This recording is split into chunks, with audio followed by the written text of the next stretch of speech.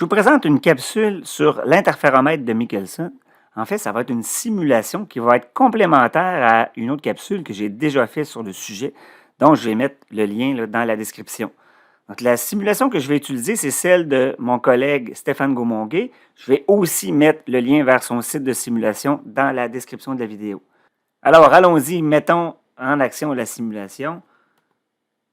On voit les différentes parties de l'interféromètre qu'on a déjà vu, c'est-à-dire on va avoir deux bras, donc un bras ici pour l'interféromètre, un autre bras. Donc ce sont deux parcours différents qui vont pouvoir être empruntés par la lumière. La lumière va arriver ici sur une lame semi-réfléchissante. Il y a une partie de la lumière qui va s'en aller vers un miroir 1 qui est ici, va revenir, va refrapper le miroir semi-réfléchissant et s'en aller vers un écran. De l'autre côté, vous allez avoir une partie de la lumière qui va réfléchir vers le miroir 2, va revenir et va traverser pour aller interférer finalement avec le premier faisceau. Donc, on a l'ensemble des deux rayons qui vont arriver et vont faire de l'interférence à l'endroit où va être l'écran ici. Et dépendamment de la distance qu'il va y avoir entre les différents miroirs ou du positionnement des différents miroirs, le parcours peut être plus ou moins long. Donc, si on s'organise pour avoir un parcours qui serait nul, c'est-à-dire, je vais le mettre ici à 0, ça veut dire que les deux miroirs, finalement, sont positionnés exactement à la même distance du miroir semi-réfléchissant. On voit que dans la partie qui est ici, vous allez avoir les deux faisceaux, les deux ondes qui arrivent, qui sont en phase. Donc, on va avoir une interférence constructive et on va avoir un point lumineux qui va être là. Si je déplace, donc je recule un des deux miroirs, donc le miroir 1 ici, je le recule. Donc, on voit qu'il va y avoir un décalage entre les deux ondes ici. Et là, on va avoir une interférence un peu plus destructive. Pas complètement encore, mais si je continue, je vais finir par avoir un point sombre parce que l'interférence va être complètement destructive. On avait déjà vu, et là, je vais mettre des chiffres qui marchent bien. Là, je vais mettre 640 nanomètres pour la longueur d'onde. Et donc, on avait déjà vu que si on déplace le miroir d'un quart de longueur d'onde, donc un quart de mon 640, donc on va avoir 160 nanomètres. Je vais aller le positionner à 160 nanomètres ici. On voit qu'on va avoir une interférence destructive. Pourquoi? Parce que en déplaçant mon miroir d'un quart de longueur d'onde, il y a un parcours supplémentaire d'une demi-longueur d'onde qui va faire une interférence destructive. En fait, ce que ça va faire, c'est que si j'étais sur une frange claire, elle va devenir sombre, et si j'étais sur une frange sombre, elle va devenir claire.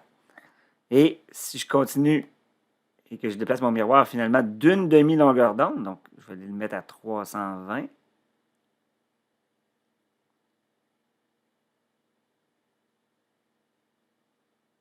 Comme ça, on voit qu'on retombe en phase, donc un déplacement d'une demi-longueur d'onde d'un des miroirs va faire un parcours supplémentaire à cause de l'aller-retour d'une longueur d'onde complète. Donc, une longueur d'onde complète, ça va nous donner un déphasage de 2 pi radians et on va avoir une interférence constructive. Donc, si on était sur une frange claire, on va revenir sur une frange claire. Si on était sur une frange sombre, on va revenir sur une frange sombre. Donc, c'est le principe d'utilisation de l'interféromètre de Michelson. Donc, à chaque fois à chaque fois qu'il va y avoir un déplacement d'une demi-longueur d'onde, on va passer d'une frange claire à une autre ou une frange sombre à une autre. On avait déjà vu dans ma vidéo précédente qu'on peut déterminer l'indice de réfraction d'un gaz. Donc, quand on vient mettre, donc on va le faire ici, un récipient dans lequel on va venir remplir d'un gaz quelconque, on peut simplement, à mesure que la densité va augmenter, voir passer des franges. Donc, par exemple, ici, si mon indice de réfraction, c'est 1, et on voit qu'on a une interférence constructive, si j'augmente la quantité de gaz, donc l'indice de réfraction va changer, et à un moment donné, il va y avoir un décalage entre les faisceaux parce que la lumière va parcourir une certaine distance dans un autre milieu. Et je vais finir par voir repasser, là ici, une frange sombre. Je peux continuer jusqu'à temps que j'aie une frange claire à nouveau, comme ceci. Donc, je suis passé d'une frange claire à une autre frange claire.